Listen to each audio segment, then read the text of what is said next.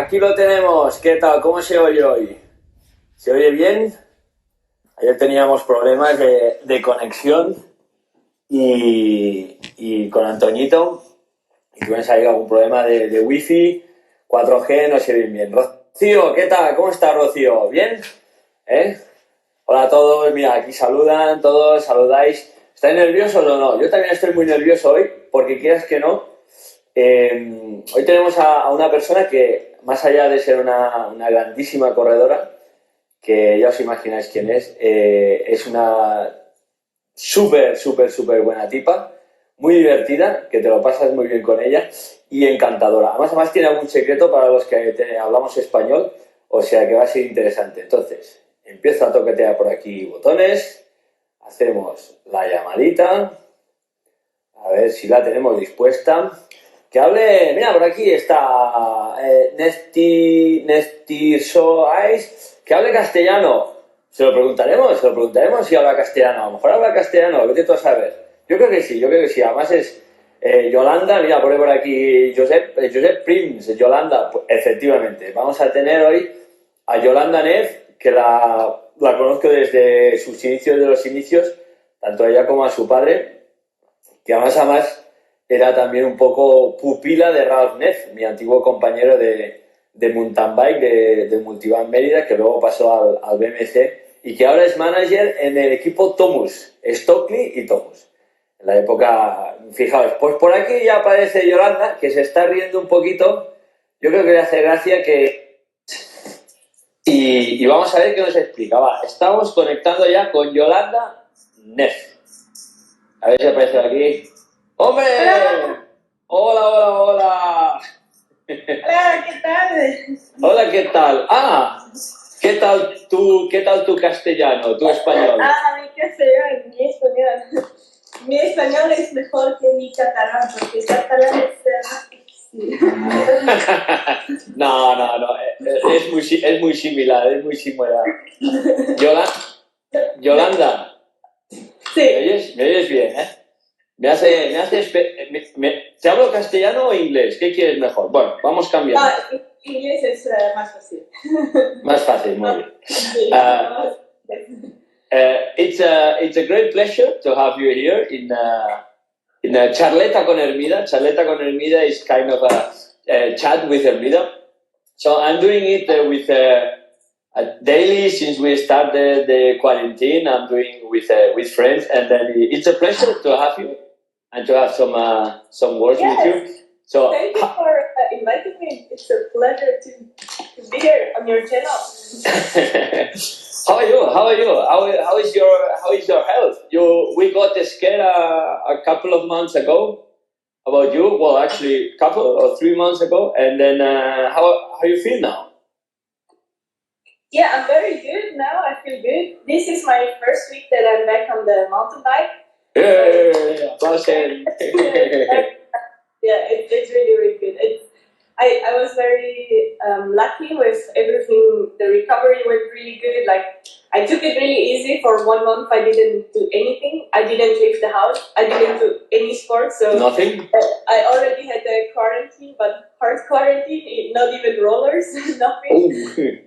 Yeah, I could not even walk uphill because they said, it's the heart rate cannot go up. Yeah. I had really quarantine for a while. But yeah, after a month I could go outside, and then I started very easy, some easy rides, and now I am finally back in full training, and it's great. So finally you are sticking to your plans. We will talk about the plans, but you are sticking to the regular training, mountain bike, road, a little bit of gym. Exactly, yeah. This is my first week, really, that I can do everything. So the gym is closed, we don't go to the gym anymore, but we still have stuff here in the house that we can use. So it's okay. We can do everything, and yeah. So it's my first week in 2020 in full training. Well, it's not a big difference comparing to your competitors because actually everybody started more or less the season in Europe, but then suddenly, as you know, for the worldwide circumstances, everything is cancelled, everything is in a standby. So at the moment, how are you feeling? In one way, I guess it's a sweet and salty situation for you, because sweet because you are recovering, sweet because the Olympics, the big goals, they postpone it, so you have more time for recovery, and then salty situation, or let's say a bad situation because you cannot start your hobby, your job.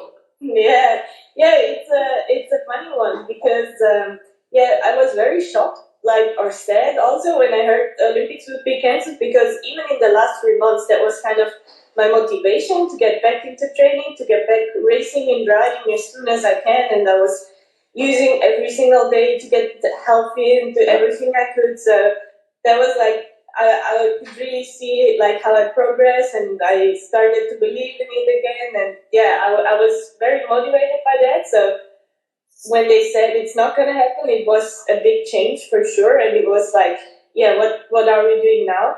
But I also realized that this will give me more time to heal now. Like, especially like right now at the moment, I don't have to be super stressful about every single day. I can just take it a bit easier. I can do like easier training and don't have to rush. And I still hope we have some races later this year, maybe September, October. Yeah, nobody knows, but so that is still my hope at the moment. And I'm super happy that I can ride mountain bikes again. So I am enjoying to ride on the trail.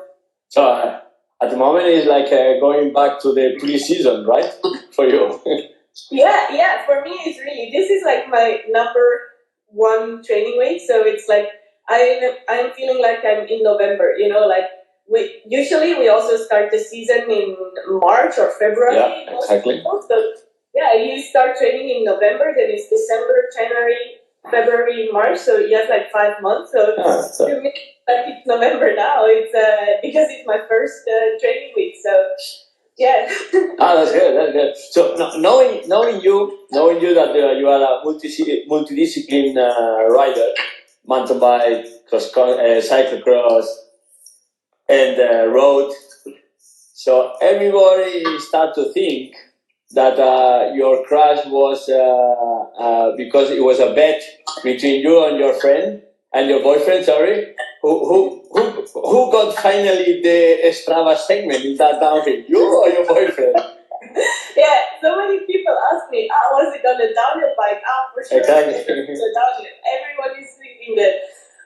But it wasn't. It was my cross-country bike, my normal race bike, and I was in full cross-country gear.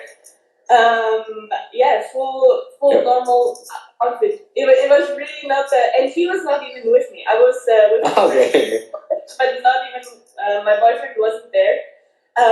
He was 100% not involved. Okay, I thought that it was a bet between both who can get the Strava com in that segment. No, it wasn't. That's good. Are you in Switzerland or are you in America? No, I'm in America at the moment. That's good. This is my boyfriend's quarantine. House. So, say hello. He's at the coffee machine. That's good. Here of Switzerland. Oh. This is Switzerland here. Yeah, and that's exactly. South Africa. It's a map of Switzerland. That's good. How is? Can we ask you how is quarantine over there? In Europe, you know the situation. Where you are talking with your parents, with the family. So everybody's. It goes in Europe. It goes like a wave. It came to Italy, then Spain, a big wave, and then it's now it goes to France, and it's gonna be. So in America, is so panicking like in Europe or not? It's very different because I am a lot in contact with my parents and my friends from Italy. I have a lot of friends. And also, Spain, France. My teammates now, they come here. Tempe. He's in the house, cannot go outside. It's crazy. And I talked to him. He said he can go outside with his baby to push it around, but other than that, it's rollers. And so it's crazy situation. And here in the US, I would say the same thing is happening, but like 1 month later. Like Okay. it's happening later because it's not yet on the same On the peak, like, the same yeah, level. it's going step by step, but later. Because last week, for example, they closed all restaurants, all bars. Okay. Then they closed also one forest for hiking. So it's also it's coming, but it's still much further away. Like we can ride our bikes outside, no problem. So cycling events are cancelled also? Yes. Yes. No, Already no, started. no races. Those No projects. races. And a lot of places are closed for like gym and Okay, that's good. So I got some questions for you. So there are How some is it in some Spain? pretty. Tell me first. How is it in Spain? I need to know. Well, Can in you Spain, go up? in Spain is a fiesta. It's a fiesta always. Yeah. No, well, actually, in Spain, in Spain, it's getting tougher and tougher the situation. So actually, last night, the government decided to stop all the industries and jobs. It's only at this moment, it's only people can attend the jobs if it's necessary and productive jobs for the society, like food, some transport, big industries that they produce something for the society. But all kind of business they are cancelled, stop everything, and we have already 15 days quarantine at the moment for us. I don't know if we have some product. And then, 15 days for as a quarantine, and we go ahead for 1-2 more weeks. It looks like so they want to make it clear that everything is solved, but it's a big confusion as you can imagine. So it's nothing. It's not something that you can see. So it's quite difficult to control. So everybody stays at home. No moving. It's a big loud and penalties if you go out of home without authorizations, and we have to go out with paper and to make a justification if you go for a shop to get some food or just for really important reason. If not, it's a big penalties. And Spain is pretty tough at this moment. It's really tough, and also the economy, of course, because if everything is stopped, it's nothing moving. So it's a big worries right now for not for the coronavirus, it's also for the next 6 months. So we will see. So that's why I make a little bit the charletas, the chat in the afternoon.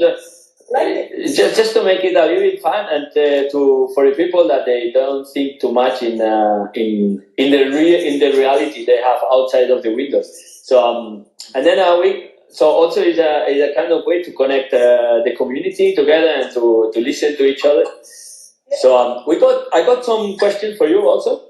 Okay. Perfect. And they asked me, for example, what's your cadence during the races? You use always a big cadence, big RPM when pedaling.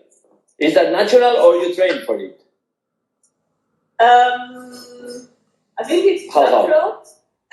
It's natural that I ride like this, but I think to change it, I would need to really invest some training to bring it to a bigger gear, and I am trying to do that. And sometimes in my training, I do bigger cadence, not bigger cadence, bigger gear, low cadence, big gear. Cadence.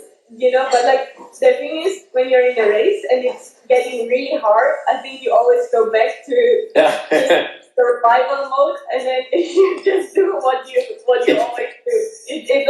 It's not like you can decide anymore. So it's I think it's a natural. Can you still hear me? Is it okay? Yeah, it's okay. It's okay. Can you hear me? Yeah, it's okay. Yeah, so I think it's like a natural thing how it started, and then it's just my style now. I maybe in the future I will work on it to to change it a bit, make it a bit, bigger. Probably that's why the team they sign a contract with Tempe this year That was exactly what I said. to show you. Yeah. They have the I think they want us to learn from each other. When I talked exactly.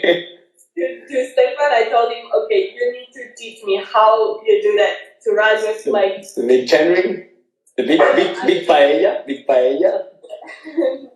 when he's riding, I think 38 or 40, I don't even know. Standing up the hill, and I'm like, so yeah, we need to work together. I think that was the reason why they signed him.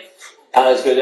Well, this year, at the beginning of the season, that the team had the presentation. Actually, you all made the presentation in Spain, in Girona, more or less. So it was. So it looks really good. Really powerful team. And luckily, it's not the situation that you can show all your potential. But yeah, it's gonna be a good team for the future. So That was actually the moment when I realized, because I was learning a bit of Spanish, but then we went to Girona, and I was so excited. I thought like, finally I can talk Spanish to the people. Por fin, finalmente. But they don't like it. They want to talk Catalan, not Castellano. Castellano, that's true. And I was like, oh no, I learned all this and now I cannot even talk it. How many languages you are able to talk? So Swiss German is my mother tongue, like what I talk. And then Switzerland is a bit funny because at home we all talk Swiss German. But as soon as we go to Schweizerdeutsch. But as soon as we go to school or in TV or the newspaper, it's in German. So so every person in Switzerland already talks Swiss German and German. So I don't know if that really counts as two, but it counts. But it's also very similar. So let's say one, like if that's German and German, and then I talk English and French. I would say for sure now my English is better because I'm in the US a lot and in the team we talk English. But it used to be my French. My French was better than English in the beginning, or like some years ago. And I talk a little bit of Spanish, but not. Okay. And Italian, because Switzerland has a small part, but with Italian speaking, right? Yeah, exactly. Yeah. So I don't speak Italian. I can understand some Italian because I did 6 years of Latin in school. Latin. What they speak in Rome, or not anymore. Really, it's more just the written language. So with Latin, the closest language to Latin is Italian. So I understand some things, but I'm not speaking it myself. That's good. It's enough. It's busy times. Hope right now, right? It's early in the morning. Early in the morning, right? Yeah, we are at 9 in the morning. Everyone is going for breakfast and coffee. Whoa! 10 more minutes. 10 more minutes because the Charleta. The Charleta is 30 minutes. I try to make 30 minutes, I talk always a lot, so finally it ends up always with 45 minutes. But 30 minutes. No problem. We can talk longer. I'm in no rush. And what's your plan for today? Training today, of course? In the afternoon I will go for a road ride. And in the morning, maybe for a mountain bike ride. And also we wanted to do some gym workout together with the boys. So this is 3 seasons. This is 3 sessions today. But this is a plan. We will see what we'll have at the end. This is a plan. The plan is always different. But it's quite nice here because there is a lot of really, really big forests, very close to the house. So this is something that I really don't know from home or from Switzerland. We only have smaller, like 3 minutes, one trail, and then you're on the pavement again. But here you can ride 5 hours on the forest, on the single trail. So it's really beautiful too. Actually, over there you are in North California, or? North Carolina, right? North Carolina. North Carolina. So maybe when you know New York and Miami, Yeah. it's in the middle. It's really? on the East Coast. Yeah. Really Between close. New York and Miami. Yeah, it's like Bern. It's like Bern. Zurich to Lausanne, Bern, but in 1,000 K distance, right? It's like, or 2,000, maybe 2,000. So it's well, you are completely surprised of this area. It's a big cycling community, mountain biking community. It's completely. I don't know the area there because yeah. So North Carolina is like in the middle. So it's like there are big mountains or hills. It's called so it's maybe the most north region where you have the hills. If you go more south, it gets really hot, and if you go more north, then you don't have hills anymore. So it's Ecuador. It's the Ecuador in America for mountain biking. It's the right. It's the right position. Absolutely, 100%. It's like the place where you want to be, and it's funny. There's a lot of downhill. I'm sorry, this is the coffee machine. Perfect. Coffee for everybody, for all the people. Yeah, who wants coffee? But no, there is a lot of. Wait, I go to different. No, it's okay. We listen. It's really no problem. No problem. We can be here. Here is fine. But like, there's a lot of mountain bikers also living here. Because it's really the area for mountain bikers. That's good. Oh, pretty good. So it's gonna take a time that you come back to Europe. Then it looks like there is a lot of things that keep you there. Yeah, a lot of things that keep me here. At the moment, it's crazy with the flights. Also, I don't know when I fly back home. Because my flight would be in April, but I don't know if I can even take it. So. Well, in April, April is already this week, April. Yeah. Sorry. No, my flight would be end of April, but I don't know if I can take it. We will see what happens and what happens. Here with the situation. Yeah. That's good. And with the Swiss Federation national team Olympics, you are already qualified for the Olympics, or you have to restart again, or more or less. Yeah, I don't know how they do it now, like in the future. Until now, nobody has been qualified yet. Like I had the qualification process was that last season all the World Cups and World Championship counted, and also this year Nove Mesto would count. So this is like all together, I think like 10 races, and last year I had some good results with second at Worlds and second at World Cup. So I had good results, but the qualification was not final for nobody. It was just like this is the races that we look at, but nobody had already like a sticker like you are going. Are you going? Okay, that's good. So as you know, the situation for all the riders and competitors like you, it's the same situation for everybody. I say hello to the dog. Hey, the dog. Hello. That's good. Good morning. So it's the same situation for all your competitors. And let me ask you, what was your biggest competitor, or the one you are always scared about? Because we saw it in the past. For sure, you agree with me. In the past, more or less, the races they were not boring, but they were completely dominated by Gunrita Dale. And then since 3-4 years, the woman scene got much interesting, and actually right now, let's say that it's more interesting the woman races than the men races. So probably because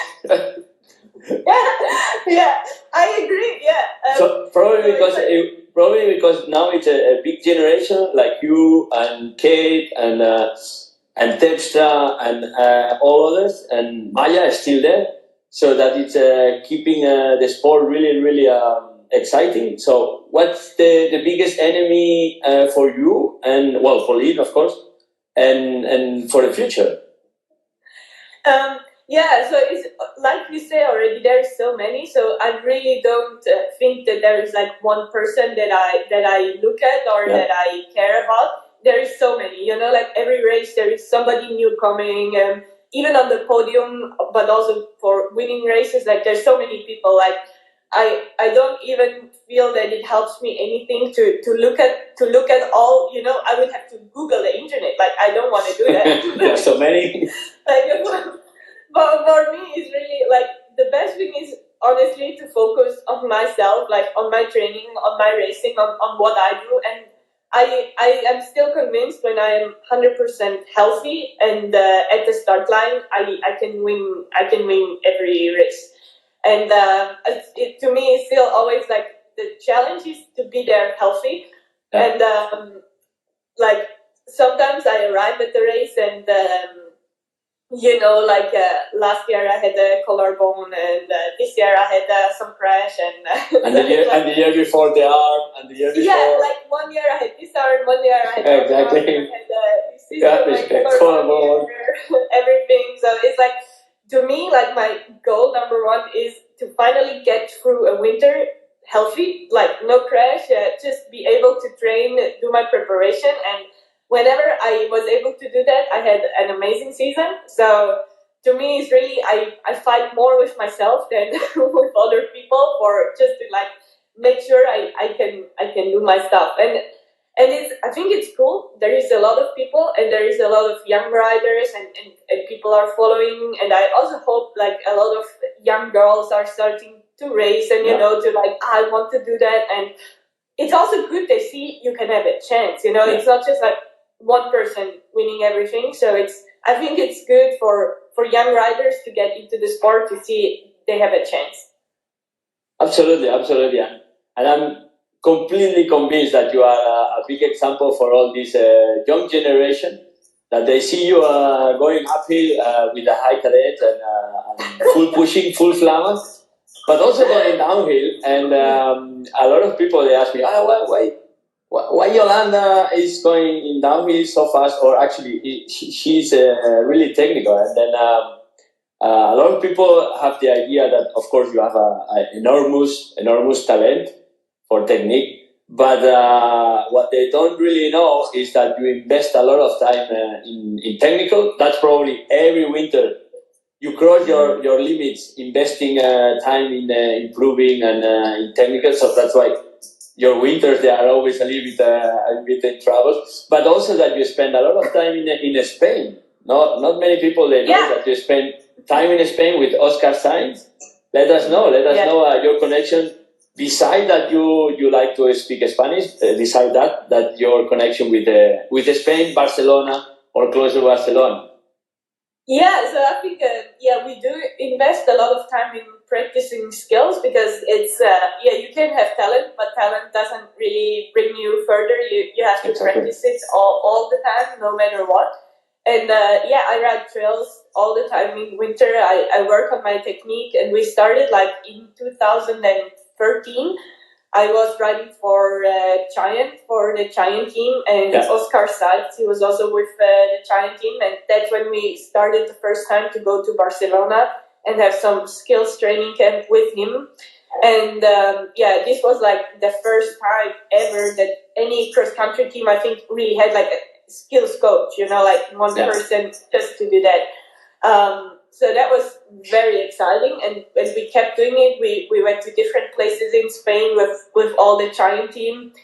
And then some years later, the Swiss national team, our coach Eddie, I think you know him. Yeah, Eddie. Eddie. He saw that we did that training, and he saw how I was doing in the races, and he thought it's really helpful. So he took Oscar to the Swiss team, and now Oscar is like skills coach for the Swiss women's team, and we have training camp with him every winter, like 2 or 3 times in Barcelona, where he lives, with all the girls working on skills, and it's a lot of fun. It's cool, but for me, actually, I was not there this winter because I was in the US, and also last winter I didn't make that camp. So I'm spending, like, for like 5 years, I was in Spain every winter, like 2, 3, 4 times.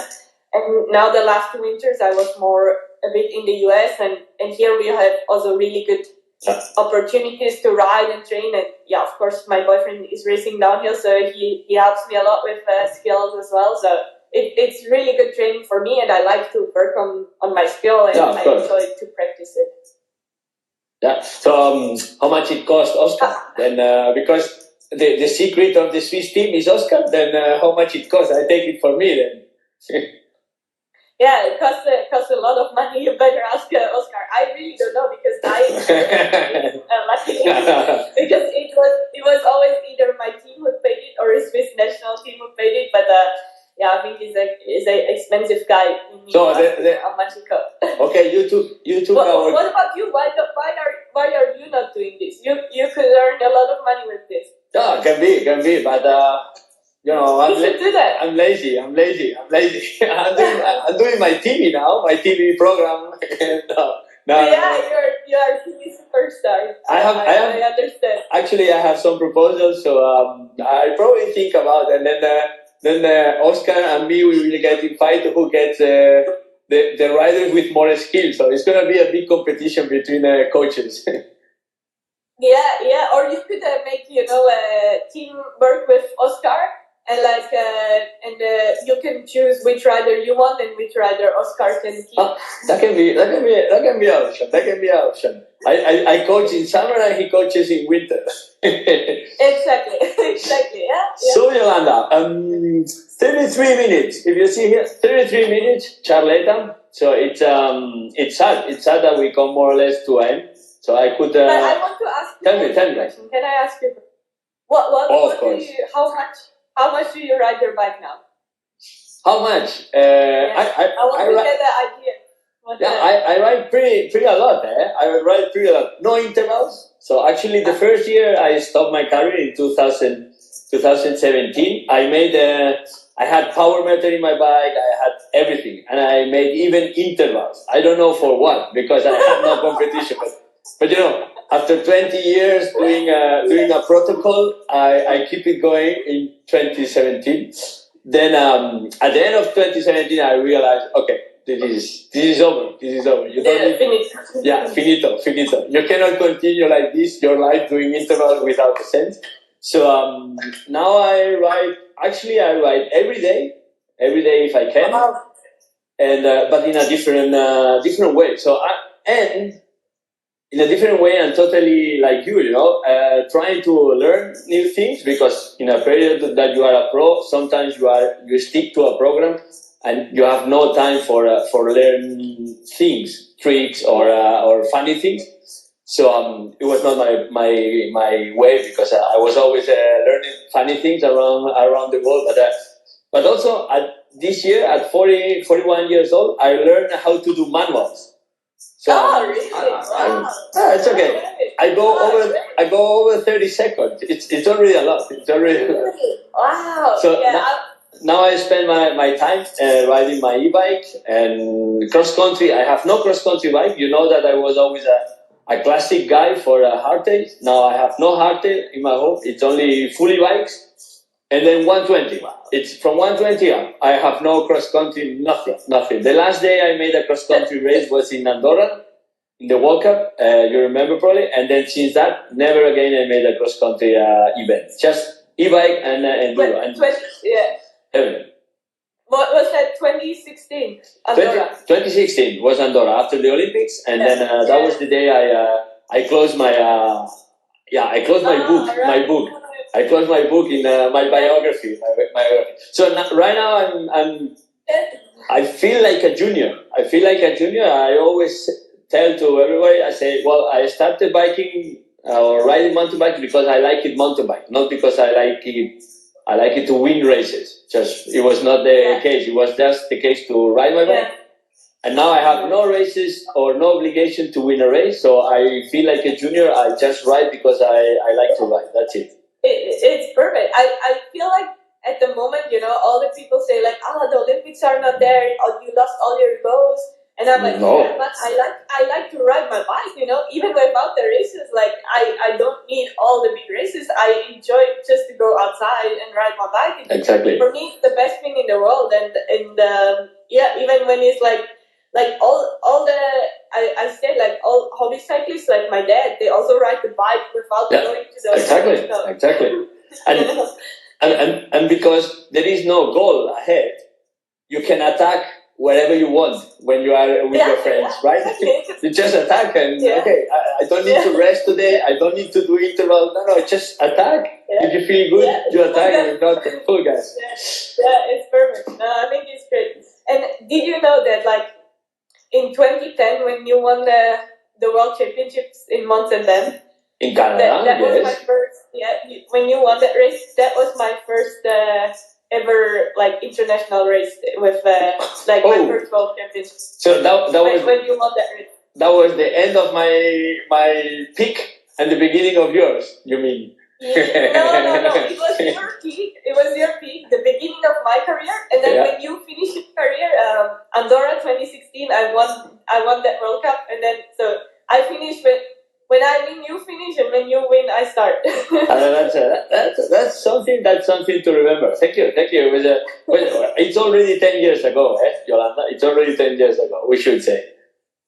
That's true. Yeah. 10 years. The time goes fast and fast. But it was But I always loved watching you, and you were always an idol in the sport, and that was always cool. That was great. Thank you. Oh, talking about this, of course, in the women's category, do you have an idol or someone that you always keep one eye in the past, or actually right now you are already idol for many generations. But what was your idol in the beginning?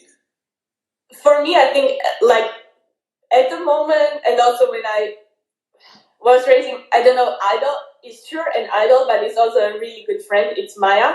Yeah, Maya exactly. Because I think she's incredible, and like I have been teammates with her for 4 years, and she's amazing with everything she does, and she has 2 Olympic medals, 2 Olympic silver medals, and with 8 years between, so it's really amazing. And as a person, she's incredible. So to me, it was always a pleasure to be with her, and I admire everything she does. So she's an idol. And that's good. That's good. It's really nice words, of course. And in the men, you had someone to look always, or inspiration. Of course, Dino, or Frischi, or I don't know. No, not so much. Swiss guys. Not so much. No, there was always like Swiss guys. No Swiss guys. No Swiss guys. It's some weird name, something with Hermano. No, It's a king. It's a king name. It's a king name with a lot of names together to make it one. It's like a bit Italian influence. I think Antonio is in there. Antonio, exactly. Thank you. It's a pleasure. But for me, I should say that I had always an inspiration in the Swiss guys. You know, I started my pro career with a Scott team in Fribourg, in Switzerland. So I spent a lot of time in Zug and Ageri. So I was for a period I risked to be Swiss because I could spend a lot of time there in Switzerland. And you had a girlfriend? No girlfriend. No. The girlfriend I had a Spanish girlfriend, and then in my inspiration was Thomas Frischner. As you say, it's an idol, then it becomes a friend, and this is the best thing that can happen to a young guy like in my time. That the idol that you always keep one eye on what he's doing and how to learn, and then suddenly becomes your friend. It's always a big inspiration. Yeah, that's the best thing that can happen. I think that's great. Thank you, Jolanda. Listen, I don't want to kick you out, but it's we have already 40 minutes, and probably you told me that you have three sessions today for training, so probably it's time to go for breakfast. Yeah, time to go for my coffee. I mean, my coffee is ready already, and I need to see what the dog is doing and what everyone is doing. Perfect. So here comes appreciate your time. Thanks a lot. 3 kisses, like in Switzerland, 1, 2, 3, a hook, don't touch each other. From far away. Yeah, thank you very much for having me. That was fun. That was cool. I didn't talk to you in a long time, so that was great to catch up. Thanks for the invitation and take care. Take care with your family. And I wish you a lot of courage to stay healthy. And hopefully I see you again at some races this year. And if not, then I see you with Oscar in the next technique training camp. Okay. Thank you, Jolanda. Thanks a lot. I appreciate you. Chao. Adiós. Adiós.